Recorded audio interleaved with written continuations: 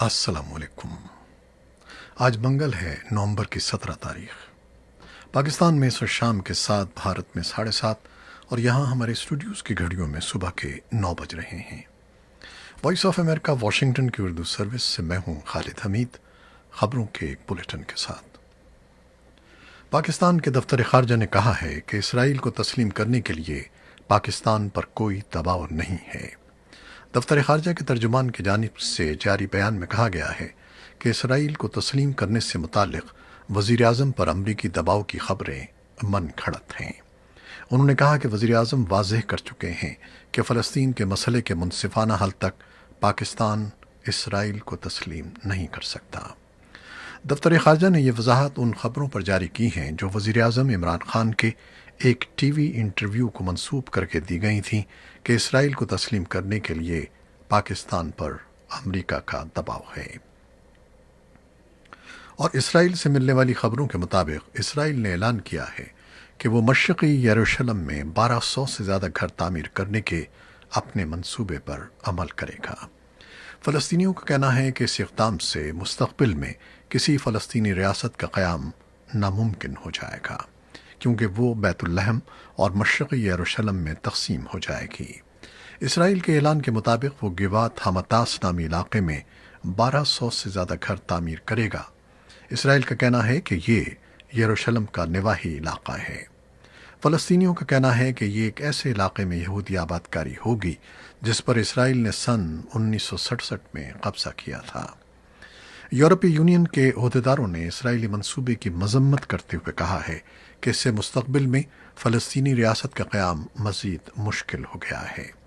یہ نئی تعمیرات یروشلم اور بیت الحم کے درمیان کی جائیں گی۔ ادھر کابل سے ملنے والی اطلاعات کے مطابق صوبے بدخشاں میں عہدیداروں نے تصدیق کی ہے کہ صوبے کے شمال میں جرم ضلع میں گزشتہ رات طالبان کے فوجی چوکی پر حملے میں مقامی پولیس کے 10 اہلکار ہلاک ہو گئے ہیں، جن میں کمانڈر سید عمر بھی شامل ہیں۔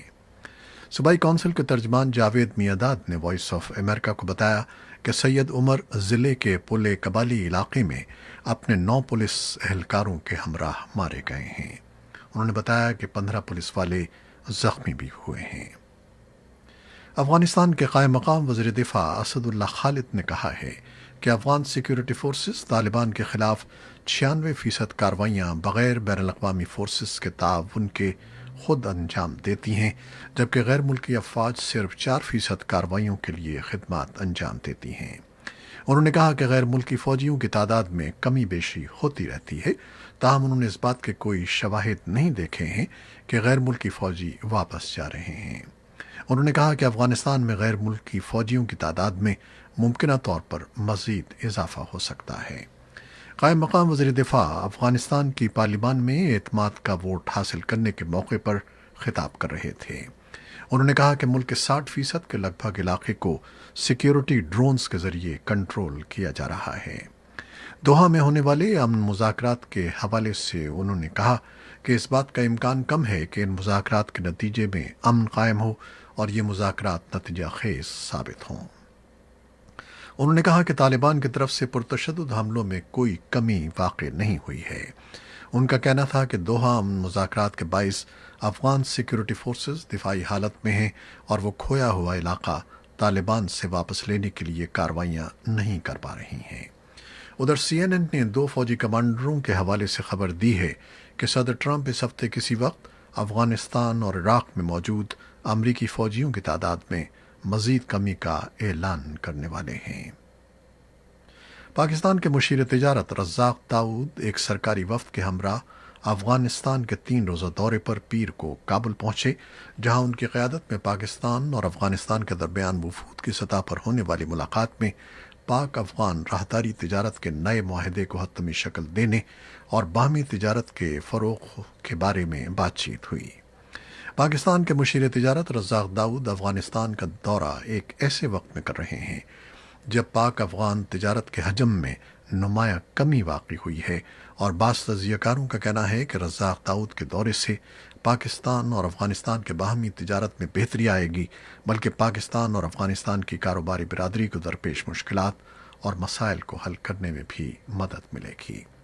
پاکستان کے مشیر تجارت کے دورے کے بعد پاکستان کے وزیر اعظم عمران خان بھی افغان صدر اشرف غنی کی دعوت پر رواں ہفتے متوقع طور پر کابل کا دورہ کریں گے۔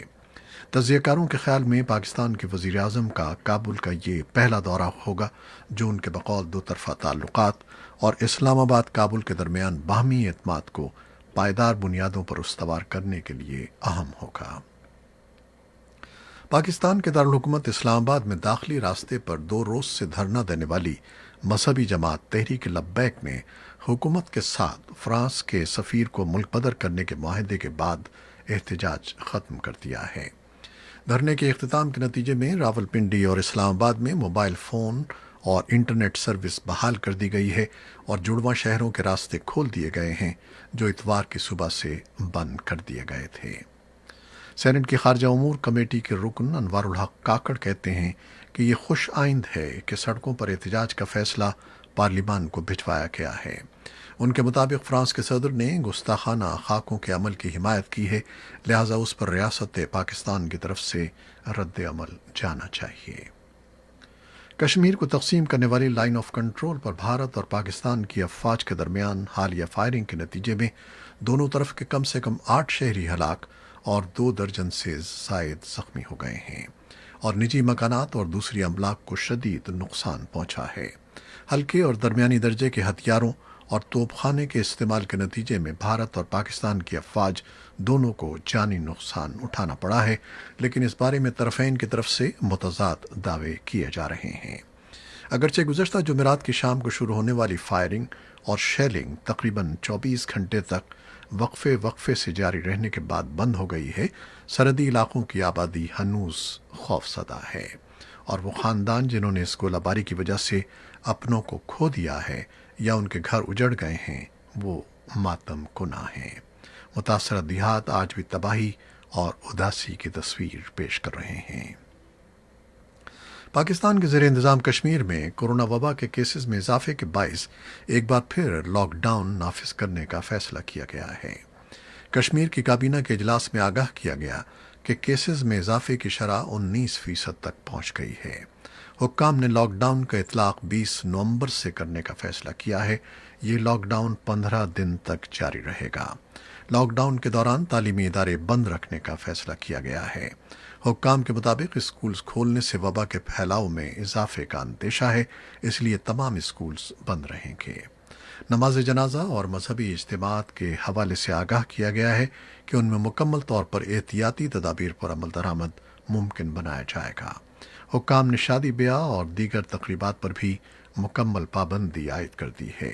سرکاری دفاتر کے حوالے سے فیصلہ کیا گیا ہے کہ ملازمین کی تعداد 50% تک رکھی جائے گی، جبکہ صرف ضروری سروسز SOPs کے ساتھ برقرار رکھی جائیں گی۔ پاکستان میں گزشتہ 24 گھنٹوں کے دوران کورونا وائرس کے شکار 33 مریض دم توڑ گئے ہیں، جبکہ 2050 افراد میں وائرس کی تشخیص ہوئی ہے۔ سرکاری اعداد و شمار کے مطابق گزشتہ 24 گھنٹوں میں 29,378 افراد کے کورونا ٹیسٹ کیے گئے ہیں، جبکہ عالمی وبا کے شکار مزید 1,010 مریض صحت یاب ہوئے ہیں۔ حکام کا کہنا ہے کہ کورونا کے زیر علاج 1,447 مریضوں کی حالت تشویشناک ہے۔ بھارت میں گزشتہ 24 گھنٹوں میں مزید 28,000 افراد کورونا وائرس سے ہونے کی تصدیق ہوئی ہے۔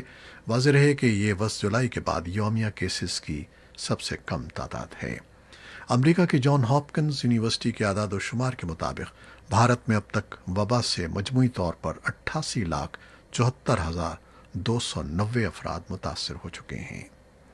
امریکہ میں کورونا کیسز اور ہسپتالوں میں مریضوں کے داخلے کی شرح میں اضافہ ہو گیا ہے، جسے دیکھتے ہوئے ریاستوں کے گورنروں اور میونسپل حکام نے بعض کاروباری سرگرمیوں کو محدود کر دیا ہے۔ کیلیفورنیا، آئیووا اور متعدد دیگر ریاستوں میں نئی پابندیاں عائد کی جا رہی ہیں، جن کا مقصد اس وبا کو مزید پھیلنے سے روکنا ہے۔ امریکہ کے نو منتخب صدر جو بائیڈن نے خبردار کیا ہے کہ کورونا وائرس کی موجودہ صورتحال میں سبکدوش ہونے والے صدر ٹرمپ کی جانب سے انتقال اقتدار کو تسلیم نہ کرنے کے سنگین نتائج برآمد ہوں گے۔ بائیڈن پیر کو ریاست ڈیلاویئر کے شہر ویلمنگٹن میں صحافیوں سے گفتگو کر رہے تھے۔ ایک سوال کے جواب میں ان کا کہنا تھا کہ انتہائی سرد موسم آنے والا ہے، اگر صدر ٹرمپ نے ان کے ساتھ تعاون نہ کیا تو امریکہ میں کورونا وبا کے باعث کئی اموات ہو سکتی ہیں۔ نومنتخب صدر نے کہا کہ 2 کروڑ امریکیوں کو گھروں کی قسطیں ادا نہ کرنے کی وجہ سے گھروں سے محروم ہونے کا خدشہ ہے، جبکہ لوگوں کی بے روزگاری انشورنس ختم ہونے والی ہے اور کرائے کے گھروں میں رہنے والے افراد کرایہ ادا نہیں کر سکتے۔ جو بائیڈن حکومت سازی کی تیاریوں میں مصروف ہیں اور اپنی آئندہ کی ترجیحات سامنے لا رہے ہیں۔ دوسری جانب صدر ٹرمپ نے خود کو وائٹ ہاؤس تک محدود کر لیا ہے۔ انہوں نے پیر کو ایک ٹویٹ میں کہا کہ کورونا وائرس کی ویکسین کی آمد کی خبر کے بعد اسٹاک ایکسچینج میں کاروباری ہفتے کا آغاز زبردست انداز میں ہوا ہے۔ صدر ٹرمپ نے کورونا ویکسین کو عظیم دریافت قرار دیتے ہوئے کہا کہ یہ ویکسین چین کے موذی مرض کا خاتمہ کرے گی اور یہ سب ان کی نگرانی میں ہوگا۔ امریکہ کی ایک اور کمپنی ماڈرنا نے پیر کو اعلان کیا کہ کورونا وائرس کے خلاف اس کی بنائی گئی ویکسین انسانی تجربات میں 94.5% کی شرح سے انتہائی مؤثر ثابت ہوئی ہے۔ اس سے پہلے فائزر نے ایک ہفتے قبل اعلان کیا تھا کہ اس کی تیار کردہ ویکسین بھی کووڈ-19 کے خلاف تجربات میں مؤثر رہی ہے۔ کورونا وائرس کے خلاف جاری کوششوں میں یہ دونوں اطلاعات ایسے وقت میں امید افزا خبریں بن کر سامنے آئی ہیں جب کووڈ-19 کا موذی مرض پوری دنیا میں پھر تیزی سے پھیل رہا ہے اور اس سے ہونے والی اموات کی شرح 8,000 یومیہ تک جا پہنچی ہے۔